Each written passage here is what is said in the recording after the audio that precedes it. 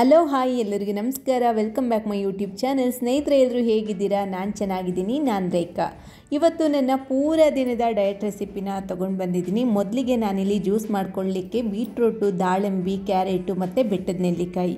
ನನಗೆ ತುಂಬ ಹೆಚ್ಚಾಗಿ ಏರ್ ಫಾಲ್ ಸಮಸ್ಯೆ ಆಗ್ತಾಯಿತ್ತು. ಯಾಕೆಂದರೆ ನನಗಿವಾಗ ಟ್ಯಾಬ್ಲೆಟ್ ಎಲ್ಲ ಜಾಸ್ತಿ ಕೊಟ್ಟಿದ್ದರು. ಹಂಗಾಗಿ ಒಂದು 3-4 ತಿಂಗಳಿಂದ ಟ್ಯಾಬ್ಲೆಟ್ಗಳು ಜಾಸ್ತಿ ತೊಗೊಳ್ತಾ ಇರೋದ್ರಿಂದ ನನಗೆ ಏರ್ ಫಾಲ್ ಜಾಸ್ತಿ ಆಗ್ತಾಯಿತ್ತು. ಹಂಗಾಗಿ ನಾನು ಇವಾಗ ಬೆಟ್ಟದ ನೆಲ್ಲಿಕಾಯಿ ಎಲ್ಲ ಸಿಗುತ್ತಲ್ವ, ಹಂಗಾಗಿ ಜ್ಯೂಸನ್ನ ಮಾಡ್ಕೊತಾ ಇದ್ದೀನಿ. ಬರೀ ಬೆಟ್ಟದ ನೆಲ್ಲಿಕಾಯಿ ಆದರೆ ಡೈಲಿ ಕುಡಿಯೋಕ್ಕಾಗಲ್ಲ ಅಂತ ಕೆಲವೊಂದು ತರಕಾರಿ ಕೂಡ ಹಾಕ್ಕೊಂಡು ಜ್ಯೂಸನ್ನ ಮಾಡ್ಕೊತೀನಿ. ತುಂಬ ಚೆನ್ನಾಗಿರುತ್ತೆ. ಏರ್ ಫಾಲ್ ಕೂಡ ಕಡಿಮೆ ಆಗ್ತಾಯಿದೆ ಇವಾಗ. ಈ ಜ್ಯೂಸನ್ನ ಶೋಧಿಸೋದೇನೂ ಬೇಕಾಗಿಲ್ಲ, ಚೆನ್ನಾಗಿ ನೈಸಾಗಿ ರುಬ್ಕೊಂಡ್ರೆ ಸಾಕು. ನೋಡಿ ಈ ಥರ ಇದೆ. ಇದಕ್ಕೆ ಟೇಸ್ಟಿಗೆ ನೀವು ಸಕ್ಕರೆ ಆಗಲಿ ಹನಿ ಆಗಲಿ ಏನೂ ಹಾಕಬೇಡಿ, ಹಂಗೆ ಚೆನ್ನಾಗಿರುತ್ತೆ. ಅದಕ್ಕೆ ನಾನು ಸ್ವಲ್ಪ ದಾಳಿಂಬೆ ಹಾಕಿದ್ದೀನಿ, ಕ್ಯಾರೆಟು ಮತ್ತು ಬೀಟ್ರೂಟಲ್ಲಿ. ಅದರಲ್ಲಿ ನ್ಯಾಚುರಲ್ ಆಗಿ ನಮಗೆ ಸಿಹಿ ಇರುತ್ತೆ. ಬೆಳಗ್ಗೆ ತಿಂಡಿಗೆ ಬಂದು ನಾನಿಲ್ಲಿ ಸೌತೆಕಾಯಿ ಮತ್ತು ಹಸಿಮೆಣಸಿನ್ಕಾಯಿ, ಕೊತ್ತಂಬರಿ ಸೊಪ್ಪು, ನಿಂಬೆಹಣ್ಣು ಇಷ್ಟು ಇಟ್ಕೊಂಡಿದ್ದೀನಿ. ಅದ್ರ ಜೊತೆ ನಾನಿಲ್ಲಿ ನೆನೆಸಿ ಮೊಳಕೆ ಕಟ್ಟಿದಂಥ ಹೆಸ್ರು ಕಾಳನ್ನ ತೊಗೊಂಡಿದ್ದೀನಿ. ನೋಡಿ, ಒಳ್ಳೆ ಪ್ರೋಟೀನ್ ರಿಚ್ ಬ್ರೇಕ್ಫಾಸ್ಟ್ ನನಗೆ ಬೆಳಗ್ಗೆನೇ. ಇದು ನಾನು ಒಬ್ಳಿಗೆ ಆಗೋಷ್ಟು ಮಾಡ್ಕೊತಾ ಇದ್ದೀನಿ. ಹಂಗಾಗಿ ಒಂದು ಅರ್ಧ ಸೌತೆಕಾಯಿನ ಕಟ್ ಮಾಡಿ ಇಟ್ಕೊಂಡಿದ್ದೀನಿ. ಇಲ್ಲಿ ನನ್ನ ಕೈಲಿ 1-1.5 ಇಡಿ ಆಗೋಷ್ಟು ಕಾಳನ್ನ ಹಾಕ್ಕೊಂಡೆ. ಕಟ್ ಮಾಡಿರೋ ಅಂಥ ಸೌತೆಕಾಯಿ ಮತ್ತು ಹಸಿಮೆಣಸಿನ್ಕಾಯಿ, ಕೊತ್ತಂಬರಿ ಸೊಪ್ಪು ಇಷ್ಟನ್ನು ಹಾಕ್ಕೊಂಡು ಇದ್ರ ಜೊತೆ ನಾನು ದಾಳಿಂಬೆನೂ ಕೂಡ ಹಾಕ್ಕೊತಾ ಇದ್ದೀನಿ. ಸ್ವಲ್ಪ ಚೆನ್ನಾಗಿರುತ್ತೆ. ಇನ್ನು ಡ್ರೈ ಫ್ರೂಟ್ಸಲ್ಲಿ ನೀವು ಬಾದಾಮಿ ಮತ್ತು ಒಣದ್ರಾಕ್ಷಿ ಇದೆಲ್ಲ ಹಾಕ್ಕೋಬೋದು. ನಾನೇನು ನೆನೆಸಿಟ್ಟಿರಲಿಲ್ಲ, ಹಂಗಾಗಿ ಆಗ್ತಾಯಿಲ್ಲ. ಮತ್ತು 1 ಚಮಚ ಆಗೋಷ್ಟು ಫ್ರೆಶ್ ಆಗಿ ತುರಿದಂಥ ತೆಂಗಿನಕಾಯಿ ತುರಿ, ರುಚಿಗೆ ತಕ್ಕಷ್ಟು ಉಪ್ಪನ್ನ ಹಾಕ್ಕೊಂಡು ಇದಕ್ಕೆ ಒಂದು ಅರ್ಧ ಹೋಳು ಆಗೋಷ್ಟು ನಿಂಬೆಹಣ್ಣು ಹಿಂಡ್ಕೊತೀನಿ. ಟೇಸ್ಟು ಕೂಡ ತುಂಬ ಚೆನ್ನಾಗಿರುತ್ತೆ. ಆದರೆ ಹೆಲ್ತಿ ಕೂಡ ಇದು ತುಂಬ ಚೆನ್ನಾಗಿರುತ್ತೆ. ವೆಯ್ಟ್ ಲಾಸ್ ಮಾಡೋದಕ್ಕೆ ತುಂಬಾ ಹೆಲ್ಪ್ ಮಾಡುತ್ತೆ. ಚೆನ್ನಾಗಿ ಮಿಕ್ಸ್ ಮಾಡ್ಕೊತೀನಿ. ಇದಕ್ಕೆ ಬೇಕಂದರೆ ನೀವು ಈರುಳ್ಳಿ, ಕ್ಯಾರೆಟ್ ಎಲ್ಲ ಹಾಕ್ಕೋಬೋದು. ಆದರೆ ನಾನಿಲ್ಲಿ ಹಾಕ್ತಾಯಿಲ್ಲ, ಅಷ್ಟೇ. ಇಷ್ಟೇ ಸಾಕು ನನಗೆ. ಸುಮ್ಮನೆ ಜಾಸ್ತಿ ಆಗಿಬಿಡುತ್ತೆ ಅಂಥೇಳಿ ಅಂಥದ್ದೆಲ್ಲ ಏನೂ ಹಾಕಿಲ್ಲ. ತುಂಬ ಚೆನ್ನಾಗಿ ಬಂದಿತ್ತು. ಇದು ನನ್ನ ಬೆಳಗಿನ ಬ್ರೇಕ್ಫಾಸ್ಟ್ ಆಗಿತ್ತು. ಮಧ್ಯಾಹ್ನದ ಲಂಚ್ಗಿಲ್ಲಿ ನಾನು ಒಂದು ಪನ್ನೀರ್ ಕ್ಯಾಪ್ಸಿಕಮ್ ಗ್ರೇವಿನ ಮಾಡ್ಕೊತಾ ಇದ್ದೀನಿ. ಇಲ್ಲಿ 3 ಥರದ ಕ್ಯಾಪ್ಸಿಕಮ್ ಇತ್ತು ನನ್ನ ಹತ್ರ, ಹಂಗಾಗಿ ಬಳಸ್ತಾ ಇದ್ದೀನಿ. ಇಲ್ಲಿ 3 ಥರದ ಕ್ಯಾಪ್ಸಿಕಮ್ನ 3 ಬಳಸಲ್ಲ, ಸ್ವಲ್ಪ ಕಟ್ ಮಾಡ್ಕೊತೀನಿ. ಇಲ್ಲಾಂದರೆ ನೀವು ಗ್ರೀನ್ 1 ಹಾಕ್ಕೊಂಡ್ರೂ ಕೂಡ ನಡೆಯುತ್ತೆ. ತುಂಬ ಚೆನ್ನಾಗಿರುತ್ತೆ ಈ ಒಂದು ಗ್ರೇವಿ. ಇದಕ್ಕೇನು ಯಾವುದೇ ರೀತಿ ಕ್ರೀಮ್ ಹಾಕಬೇಕು ಅಂತ ಇಲ್ಲ, ತುಂಬ ಜಂಜಾಟ ಇಲ್ಲ, ತುಂಬಾ ಬೇಗ ಆಗೋಗುತ್ತೆ. ಇಲ್ಲಿ ನೋಡಿ, ಸ್ವಲ್ಪ ಬೆಳ್ಳುಳ್ಳಿ, ಒಂದೇ ಒಂದು ಏಲಕ್ಕಿಕಾಯಿ, 2 ಲವಂಗ, 1 ಈರುಳ್ಳಿ, 2 ಟೊಮೆಟೊನ ತೊಗೊಂಡಿದ್ದೀನಿ. ಇಲ್ಲಿ ಕಟ್ ಮಾಡಿ ಇಟ್ಕೊಂಡಿದ್ದೀನಿ ಪನ್ನೀರು, 1 ಈರುಳ್ಳಿ, ಕ್ಯಾಪ್ಸಿಕಮ್ ಏನು ಕಟ್ ಮಾಡಿದ್ದೆ ಕಲರ್ ಕ್ಯಾಪ್ಸಿಕಮ್ನ ತೊಗೊಂಡಿದ್ದೀನಿ. ಈಗ ಮೊದಲು ನಾವು ಇದಕ್ಕೆ ಒಂದು ಮಸಾಲೆನ ಮಾಡ್ಕೋಬೇಕು. 1 ಚಮಚ ಆಗೋಷ್ಟು ಎಣ್ಣೆನ ಹಾಕ್ಕೊಳ್ತಾ ಇದ್ದೀನಿ. ಎಣ್ಣೆ ಚೆನ್ನಾಗಿ ಬಿಸಿ ಆದ ತಕ್ಷಣ ಇದಕ್ಕೆ ಒಂದು ಅರ್ಧ ಚಮಚ ಆಗುವಷ್ಟು ಜೀರಿಗೆ ಮತ್ತು ನಾನು ಎತ್ತಿಟ್ಕೊಂಡಿದ್ನಲ್ವ ಲವಂಗ ಮತ್ತು ಏಲಕ್ಕಿಕಾಯಿ ಇದಿಷ್ಟನ್ನು ಹಾಕಿ ಬೆಳ್ಳುಳ್ಳಿನ ಹಾಕ್ಕೊಂಡು ಆಮೇಲೆ ಕಟ್ ಮಾಡಿರೋ ಅಂಥ ಈರುಳ್ಳಿನ ಹಾಕಿ ಮಸಾಲೆ ರುಬ್ಕೊಳ್ಳಿಕ್ಕೆ ಇದೊಂದು ಮಸಾಲೆನ ಹುರ್ಕೊತಾ ಇದ್ದೀನಿ. ಈ ಈರುಳ್ಳಿ ಎಲ್ಲ ಚೆನ್ನಾಗಿ ಹಸಿ ಸ್ಮೆಲ್ಲೆಲ್ಲ ಹೋಗೋವರೆಗೂ ಹುರ್ಕೋಬೇಕಾಗುತ್ತೆ. ನೀವು ಈರುಳ್ಳಿನ ಎಷ್ಟು ಚೆನ್ನಾಗಿ ಹುರ್ಕೊತೀರಾ, ಹಸಿ ಸ್ಮೆಲ್ಲೆಲ್ಲ ಹೋಗುತ್ತೆ, ಅಷ್ಟು ಚೆನ್ನಾಗಿ ಗ್ರೇವಿ ಬರುತ್ತೆ. ನಾವು ಯಾಕೆಂದರೆ ಇದಕ್ಕೆ ಕ್ರೀಮ್ ಆಗಲಿ ಕ್ಯಾಶ್ಯೂ ಆಗಲಿ ಏನೂ ನಾನು ಹಾಕ್ತಾಯಿಲ್ಲ. ತುಂಬ ಚೆನ್ನಾಗಾಗುತ್ತೆ. ಇವಾಗ ನಾನು ಕಟ್ ಮಾಡಿ ಇಟ್ಕೊಂಡಿರೋ ಅಂಥ ಟೊಮೆಟೊನ ಹಾಕ್ತಾಯಿದ್ದೀನಿ. ಟೊಮೆಟೊ ಹಾಕಿ ಚೆನ್ನಾಗಿ ಒಂದು ಮಿಕ್ಸ್ ಕೊಡಬೇಕು. ಇದಕ್ಕೆ ರುಚಿಗೆ ತಕ್ಕಷ್ಟು ಉಪ್ಪು ಹಾಕ್ಕೊಂಡು ಇದಕ್ಕೆ ಖಾರದ ಪುಡಿ 1 ಚಮಚ ಆಗುವಷ್ಟು, ಕಾಶ್ಮೀರಿ ರೆಡ್ ಚಿಲ್ಲಿ ಪೌಡ್ರು ಅದು ಕೂಡ 1 ಚಮಚ ಆಗುವಷ್ಟು, ಸಣ್ಣ ಚಮಚ ಇದು, 1 ಚಿಟಿಕೆ ಆಗುವಷ್ಟು ಅರಿಶಿನದ ಪುಡಿ, ಸ್ವಲ್ಪ ಧನಿಯಾ ಪುಡಿ, 1-1.5 ಚಮಚ ಆದರೆ ಸಾಕು.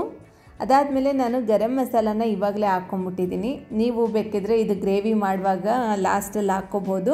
ನಾನು ಫಸ್ಟೇ ಹಾಕ್ಕೊಂಬಿಟ್ಟಿದ್ದೀನಿ ಇವತ್ತು. ಚೆನ್ನಾಗಿ ಮಿಕ್ಸ್ ಕೊಟ್ಟು ಇದೆಲ್ಲ ಟೊಮೆಟೊ ಎಲ್ಲ ಏನಿದೆ ಇದೆಲ್ಲ ಸಾಫ್ಟ್ ಆಗೋ ತನಕ ಬೇಯಿಸ್ಕೋಬೇಕಾಗುತ್ತೆ. ಇದು ಚೆನ್ನಾಗಿ ಬೇಯ್ತಾ ಇರಲಿ. ನಾನಿಲ್ಲಿ ಚಪಾತಿಗೆ ಇಲ್ಲಿ ಸೊಪ್ಪನ್ನ ತೊಗೊಂಡಿದ್ದೀನಿ. ಪಾಲಕ್ ಸೊಪ್ಪಿನ ಚಪಾತಿ ಮಾಡ್ಕೊತೀನಿ. ನನಗೆ ಹಸಿ ತರಕಾರಿ ಏನಾದ್ರು ತಿಂದರೆ ನನಗೆ ಹೊಟ್ಟೆ ಉರಿಯೋದಕ್ಕೆ ಶುರುವಾಗುತ್ತೆ. ಅದಕ್ಕೆ ಡಾಕ್ಟ್ರು ಹೇಳಿದರು, ನೀವು ಸ್ವಲ್ಪ ಪಾಲಕ್ ಸೊಪ್ಪು ಇಂಥದ್ದನ್ನೆಲ್ಲ ಚಪಾತಿಗೆ ಹಾಕುವಾಗ ಸ್ವಲ್ಪ ಬ್ಲ್ಯಾಂಚ್ ಮಾಡಿ ಹಾಕಿ ಅಂತ. ಬೇಯಿಸೋದೇನು ಅವಶ್ಯಕತೆ ಇರಲ್ಲ. ಕುದಿಯೋ ಅಂಥ ನೀರಿಗೆ ಈ ಪಾಲಕ್ ಸೊಪ್ಪನ್ನ ಚೆನ್ನಾಗಿ ತೊಳೆದು ಹಾಕಿ 2 ನಿಮಿಷ ಇದು ಚೆನ್ನಾಗಿ ಕಲರ್ ಚೇಂಜ್ ಆಗಬೇಕು ಅಷ್ಟೇ. ಆವಾಗ ಇದನ್ನು ತೆಗೆದಿಟ್ಕೊಂಡ್ರು ಚಪಾತಿ ತುಂಬ ಚೆನ್ನಾಗಿ ಸಾಫ್ಟಾಗಿ ಬರುತ್ತೆ. ಅದಾದಮೇಲೆ ಈ ಮಸಾಲೆ ಕೂಡ ಚೆನ್ನಾಗಿ ಫ್ರೈ ಆಗಿತ್ತು, ಚೆನ್ನಾಗಿ ಬೆಂದಿತ್ತು. ಈಗ ಇದನ್ನು ನಾನು ತಣ್ಣಗಾದ್ಮೇಲೆ ಮಿಕ್ಸಿ ಜಾರ್ಗೆ ಹಾಕ್ಕೊಂಡು ಸ್ವಲ್ಪ ನೀರು ಹಾಕ್ಕೊಂಡು ರುಬ್ಕೊತೀನಿ. ಈ ಮಸಾಲೆನ ನಾವು ಸಾಧ್ಯವಾದಷ್ಟು ಚೆನ್ನಾಗಿ ನೈಸಾಗಿ ರುಬ್ಕೊಳ್ಳೋದ್ರಿಂದ ನಮಗೆ ಈ ಗ್ರೇವಿ ಕನ್ಸಿಸ್ಟೆನ್ಸಿ ಏನಿದೆ ಅದು ಚೆನ್ನಾಗಿ ಬರುತ್ತೆ. ನಾವು ಇದಕ್ಕೇನು ಬೇರೆ ಏನೂ ಹಾಕಲ್ವಲ್ಲ, ಕ್ರೀಮೆಲ್ಲ ಏನೂ ಹಾಕಲ್ವಲ್ಲ, ತುಂಬ ಚೆನ್ನಾಗಾಗುತ್ತೆ. ಈ ರೀತಿ ಒಂದು ವಿಧಾನದಲ್ಲಿ ಮಾಡಿ ನೋಡಿ, ತುಂಬ ಚೆನ್ನಾಗಿರುತ್ತೆ. ಇವಾಗ ನಾನು ಅದನ್ನು ರುಬ್ಕೊಂಡಿದ್ದಾಯಿತು ಮಸಾಲೆ ಏನಿದೆ, ಅದೇ ಬಾಣಲಿ ಇಟ್ಕೊಂಡು ನಾನು 1-2 ಚಮಚ ಎಣ್ಣೆ ಹಾಕ್ಕೊತಾ ಇದ್ದೀನಿ. ಕೆಲವರು ಬೆಣ್ಣೆ ಕೂಡ ಹಾಕ್ಕೋಬೋದು, ಇಲ್ಲಿ ನಾನು ಎಣ್ಣೆ ಮಾತ್ರ ಬಳಸ್ತಾ ಇದ್ದೀನಿ. ಒಂದು ಅರ್ಧ ಚಕ್ಕೆನ ಹಾಕ್ತೀನಿ, ಒಂದು ಸಣ್ಣ ಪೀಸ್ ಹಾಕ್ತೀನಿ, ಫ್ಲೇವರ್ ತುಂಬ ಚೆನ್ನಾಗಿರುತ್ತೆ ಅಂತ. ಇನ್ನು ಕಟ್ ಮಾಡ್ಕೊಂಡಂಥ ತರಕಾರಿ ಏನಿದೆ, ಕ್ಯಾಪ್ಸಿಕಮ್ ಮತ್ತು ಈರುಳ್ಳಿ 2 ಒಟ್ಟಿಗೆ ಹಾಕಿ ಫ್ರೈ ಮಾಡ್ಕೊತೀನಿ.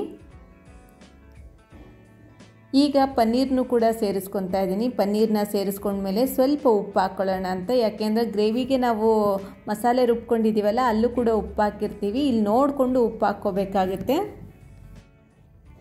ಸ್ವಲ್ಪ ಉಪ್ಪು ಹಾಕ್ಕೊಂಡು ಚೆನ್ನಾಗಿ ಇದನ್ನು ಫ್ರೈ ಮಾಡ್ಕೊತೀನಿ. ಪನ್ನೀರೆಲ್ಲ ಏನಿದೆ ಇದು ಚೆನ್ನಾಗಿ ಸಾಫ್ಟ್ ಆಗಬೇಕು, ತರಕಾರಿ ಕೂಡ ಚೆನ್ನಾಗಿ ಸಾಫ್ಟ್ ಆಗಬೇಕು ಸ್ವಲ್ಪ.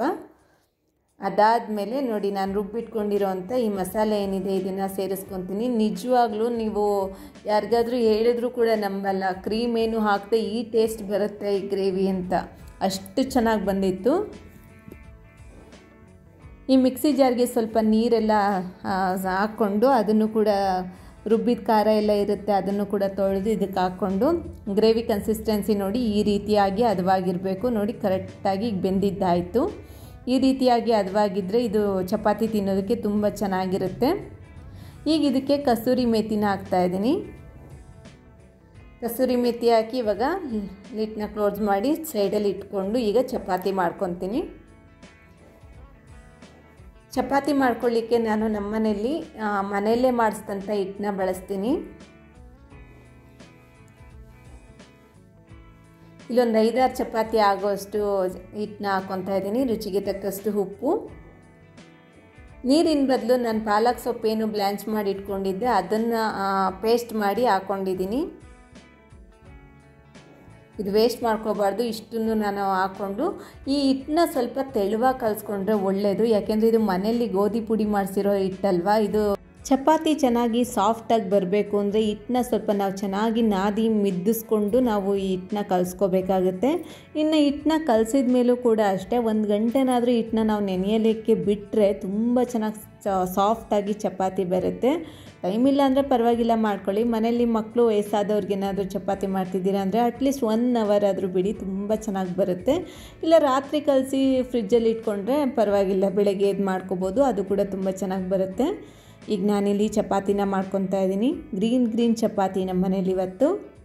ಮಾಮೂಲಿ ಚಪಾತಿಗಳನ್ನೆಲ್ಲ ಯಾವ ರೀತಿ ಒತ್ಕೊತೀವಿ ಆ ರೀತಿ ಒತ್ಕೊಂಡಿದ್ದಾಯಿತು. ನಾವೆಲ್ಲ ಟ್ರಿಪ್ ಏನಾದರೂ ಹೊರಟಾಗ ಕೂಡ ಈ ಥರ ಚಪಾತಿಗಳನ್ನ ಮಾಡ್ಕೊಂಡು ತೊಗೊಂಡು ಹೋಗ್ತೀವಿ. ಆವಾಗ ಸರಿಯಾಗಿ ತರಕಾರಿ ತಿನ್ನಲ್ಲ, ನೀರು ಕುಡಿಯಲ್ಲ ಅಂಥೇಳಿ ಹಿಂಗೆ ತರಕಾರಿ ಎಲ್ಲ ಹಾಕಿ ಚಪಾತಿ ಮತ್ತು ಪೂರಿ ಇಂಥದ್ದನ್ನೆಲ್ಲ ಮಾಡ್ಕೊಂಡು ತೊಗೊಂಡು ಹೋಗ್ತೀವಿ. ಹೊರಗಡೆ ತೊಗೊಂಡೋದ್ರೂ 1-2 ದಿನ ಇಟ್ಕೊಂಡು ತಿನ್ಬೋದು, ತುಂಬ ಚೆನ್ನಾಗಿರುತ್ತೆ. ನಾವೆಲ್ಲ ಹೊರಗಡೆ ಹೋಗಬೇಕು ಅಂದರೆ ಜಾಸ್ತಿ ಚಟ್ನಿ ಪುಡಿ ಈ ಥರ ಚಪಾತಿಗಳನ್ನೆಲ್ಲ ಮಾಡ್ಕೊಂಡೇ ತೊಗೊಂಡು ಹೋಗ್ತೀವಿ. ಯಾಕೆಂದರೆ ಹೊರಗಡೆ ಅಷ್ಟು ಹೋಟ್ಲಿಗೆ ದುಡ್ಡು ಕೊಡೋಕ್ಕಾಗಲ್ಲ, ಮತ್ತು ಇನ್ನು ಅಷ್ಟು ಆರೋಗ್ಯನೂ ಚೆನ್ನಾಗಿರಲ್ಲ ಅಂಥೇಳಿ. ನೋಡಿ ನಾನು ಮಾಡಿರೋ ಗ್ರೇವಿ ಯಾರೂ ಕೂಡ ಹೇಳಲ್ಲ, ಇದಕ್ಕೆ ಕ್ರೀಮ್ ಹಾಕಿಲ್ಲ ಮತ್ತು ಕ್ಯಾಶು ಏನೂ ರುಬ್ಬಿಲ್ಲ ಅಂತ, ಅಷ್ಟು ಟೇಸ್ಟಿಯಾಗಿ ಬಂದಿದೆ. ನಾನು ಸ್ವಲ್ಪ ಬೆಂಡೆಕಾಯಿನ ನೆನ್ನೆ ಕಟ್ ಮಾಡಿದ್ದೆ ಪಲ್ಯ ಮಾಡ್ಕೊಳ್ಳೋಣ ಅಂತ, ಆದರೆ ನೆನ್ನೆ ಬರೀ ಮೊಸರನ್ನದಲ್ಲೇ ಇಡೀ ದಿನ ಕಳೆದೆ. ಹಂಗಾಗಿ ಅದನ್ನು ಕೂಡ ಫ್ರೈ ಮಾಡಿಕೊಂಡೆ, ವೇಸ್ಟ್ ಆಗಬಾರ್ದಲ್ವ ಅಂತ.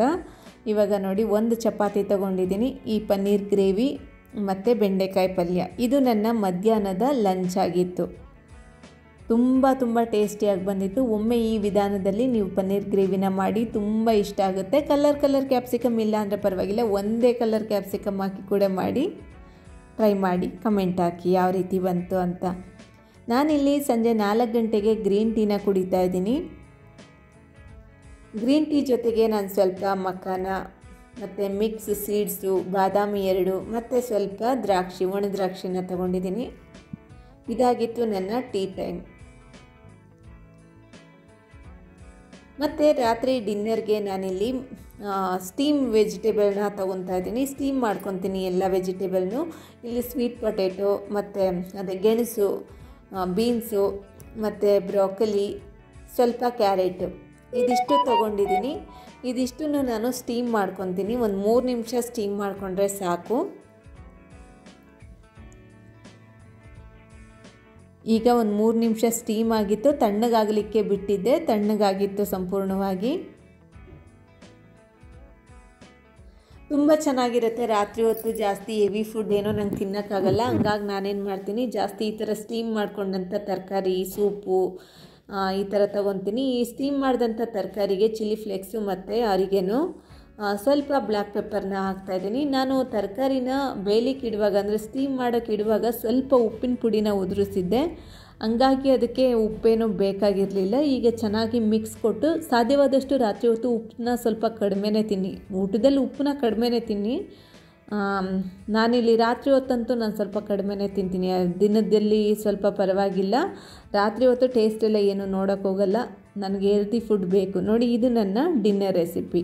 ಇದಾಗಿತ್ತು ನನ್ನ ಪೂರ ದಿನದ ಡಯಟ್ ಮೀಲು. ಈ ವಿಡಿಯೋ ಹೇಗೆ ಅನ್ನಿಸ್ತು ಅಂತ ಪ್ಲೀಸ್ ಕಮೆಂಟ್ ಆಗಿ ತಿಳಿಸಿ. Thank you so much video ನೋಡಿದ್ದಕ್ಕೆ. ನಮಸ್ಕಾರ.